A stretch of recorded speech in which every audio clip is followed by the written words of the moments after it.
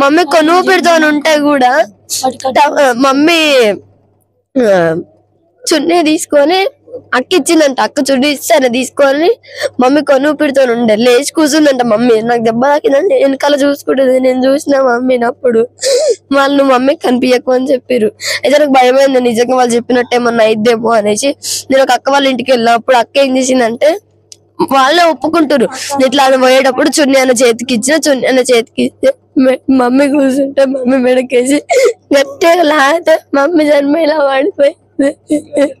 నాకు వచ్చి ఏం చెప్పారంటే మమ్మీ ఫేస్ మీద ఇట్లా నీళ్ళ చల్లినాము, చల్లి ఇట్లా అన్నాక చూసి అని పడిపోయింది ఇట్లా. నాకు అబద్ధం చెప్పి అందరు నన్ను అమ్మ నెక్ దగ్గర కూడా అమ్మ చైన్ ఉంటే అమ్మ చైన్ పట్టుకొని కూడా ఇట్లా టైట్ చేసిరు. ఆ చైన్ కూడా తెగిపోయి ఉంది మమ్మీది. ఇప్పుడు లోపల ఉంది అది నా దగ్గర. ఆ చైన్ తెగిపోయి ఉంది. ఆ చైన్ ని కూడా టైట్ చేసి పట్టుకున్నారు. ముగ్గురు కలిసి హత్య చేసేసారు.